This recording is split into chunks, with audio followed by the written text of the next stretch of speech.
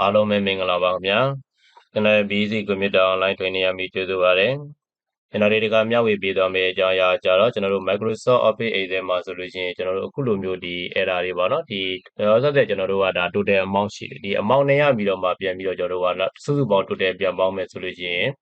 အခုလိုမျိုးကျွန်တော်တို့ဒီ error value တွေရှိနေတယ်ပေါ့နော် error တွေရှိနေတယ်ဆိုအဲ့ဒီ error တွေကိုကျွန်တော်တို့ကကြော်ပြီးတော့ဒီကိန်းဂဏန်းတွေကိုပဲတည်တံ့ပြန်ပြီးတော့ကျွန်တော်တို့ပေါင်းလို့ရမယ်နည်းကိုမျှဝေပေးမှာဖြစ်ပါတယ်အဲ့တော့လောလောဆယ်မှာဆိုရင်ကျွန်တော်တို့ကဒီဘက်မှာတော့ဒါကိန်းဂဏန်းတွေကျွန်တော်တို့အမှတ်တိုင်းထွက်တယ်ပေါ့ဗျာနော်ဒီမှာကျွန်တော်ပေါင်းထားပြီးသားရှိတယ်အဲ့ဒီကကြတော့ကျွန်တော်တို့ဒါတွေကိုဘယ်လိုမျိုးအမှတ်တိုင်းပေါင်းလို့ရမလဲဆိုတော့ကျွန်တော်တို့ပြန်ပြီးတော့ကြည့်ကြည့်ကြရအောင်နော်အဲ့တော့ပထမဆုံးကျွန်တော်တို့ကဒါပုံမှန်ရိုးရိုးတန်းတန်းကျွန်တော်တို့ပေါင်းကြည့်ကြည့်မယ်နော်အဲ့တော့ရိုးရိုးတိုင်းပေါင်းမယ်ဆိုကျွန်တော် keyboard ကပြီး order နဲ့ equal နဲ့တွက်နေလိုက်မယ်နော် order equal auto sum ပေါ့ဗျာနော် order equal နှိပ်ပြီးတဲ့ခါကျကျွန်တော်တို့ပေါင်းကျင်တဲ့ set တွေအားလုံးကိုဆက်လက်မှတ်မယ်ပြီးရင်ကျွန်တော်တို့ enter ခေါက်ကြည့်လိုက်နော်အဲဆိုရင်ကျွန်တော်ကဒီနေရာမှာerror value ပြန်ကျလာတယ်ပေါ့နော် assign နဲ့ကျွန်တော် value ဆိုပြီး value error ကျလာအဲ့ဒါဘာဖြစ်လို့လဲဆိုတော့ကျွန်တော်ကရိုးရိုးတန်းတန်းသူ့ကိုကျွန်တော်က sum formula နဲ့သုံးလို့မရအောင်အဲ့ဒီကမှကျွန်တော်သူ့ကိုဘယ်လိုမျိုးသုံးပေးရမလဲဆိုရင်တကယ်တမ်းဒီစာလုံးတွေဒါတွေကိုကျွန်တော်ကကြော်ပြီးတော့ပေါင်းကျင်တယ်ဆိုရင်သူ့ကိုကျွန်တော်တို့သုံးရမယ့် formula ကျတော့ကျွန်တော် sin is ဆိုတဲ့ formula ကိုသုံးပေးရမှာဖြစ်ပါတယ်အဲ့တော့ကျွန်တော်ဒီနေရာမှာညီမချင်းရေးလိုက်မယ်ပြီးတဲ့အခါကျကျွန်တော်တို့ဒီနေရာမှာ assume I is sin is ဆိုတာရေးပြီးကျွန်တော်တို့တက္ကီတွန်းလိုက်နော်တကယ်တွန်းပြီးတဲ့အခါကျရင်ကျွန်တော်ဒီနေရာမှာ range နော် range ရှိတယ် criteria ရှိတယ်သူကနောက်တစ်ခါ sum range ရှိတယ်ပေါ့ဒီ science မှာပါဝင်တဲ့အကြောင်းအရာတွေတည်းမှာအဲ့တော့ကျွန်တော်တို့ဒီနေရာမှာ range ဆိုတဲ့နေရာမှာကျွန်တော်တို့ဗာထားမလဲဆိုတော့ပေါင်းကျင်တဲ့ set တွေအားလုံးကို select မှတ်ပေးပါအဲ့မှာ select မှတ်ပြီးတဲ့အခါကျရင်ကျွန်တော်တို့ပြန်ပြီးတော့ comma တစ်ချက်ခံလိုက်နော် comma ခံပြီးတဲ့အခါကျရင် criteria မှာတော့အဓိကအချက်ကတော့ဒါအဓိကကျတယ်ပေါ့နော်ဒီ criteria ကိုအဓိကလုံးမှာဖြစ်ပါတယ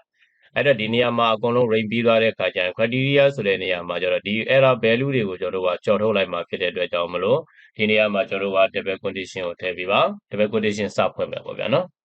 အဲ့မှာဖွင့်ပြီးတဲ့အခါကျရင်ကျွန်တော်တို့ကနောက်တစ်ခုထည့်ပေးရမှာကျတော့ဒီ error value တွေနဲ့ဒီကိန်းဂဏန်းတွေကိုသာလည်းလုပ်တယ်ကိန်းဂဏန်းနဲ့မတူတဲ့ဟာဆိုရင်ကျွန်တော်တို့ကမပေါင်းပါနဲ့လို့သတ်မှတ်မှာဖြစ်တဲ့အတွက်ကြောင့်မလို့ဒီနေရာမှာကျွန်တော်တို့က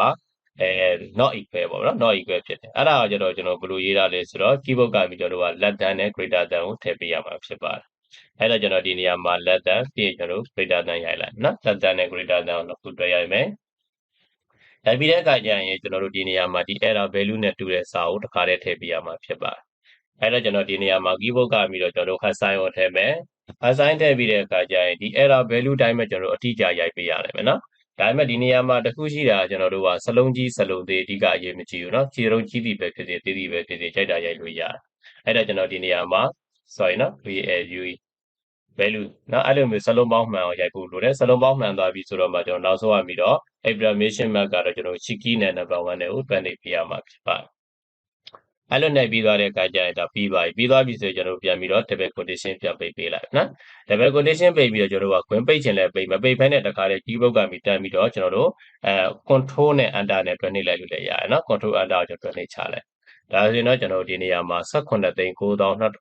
189သိန်း3200ဆိုပြီးတော့ဒီစုစုပေါင်းရဲ့ကျွန်တော်တို့ခင်းကနက်နေရဲ့ဖြေကိုအခုလိုမျိုးကျွန်တော်တို့ဖတ်လာမှာဖြစ်ပါတယ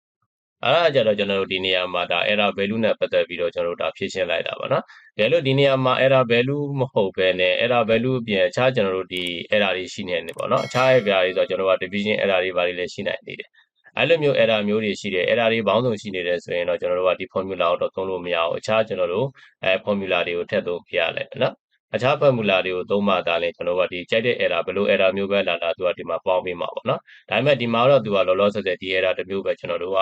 ကျွန်တော်သင်ပေးသွားတာဖြစ်ပါတယ်เนาะ sharing လုပ်ပေးသွားတယ်ပေါ့เนาะအခြားနှစ်နည်းကတော့ကျွန်တော်တို့သင်တန်းမှာပဲကျွန်တော်ပြည့်စုံစုံနဲ့သင်ကြားပေးထားတာဖြစ်ပါတယ်။ Okay အဲဒါဆိုရင်အားလုံးပဲအဆင်ပြေကြလိမ့်မယ်လို့ထင်ပါတယ်ခင်ဗျာတကယ်လို့ဒီ video နဲ့ပတ်သက်ပြီးကျွန်တော်တို့မရှင်းလင်းတဲ့အချက်လေးတွေအခြားသိလို့တာတွေရှိတယ်ဆိုရင်တော့အောက် comment box ကတစ်ဆင့်မေးမြန်းနိုင်ပါတယ်ခင်ဗျာအားလုံးပဲကိုယ်စိတ်နှပြရှင်းလင်းချမ်းမြေ့ကြပါစေ။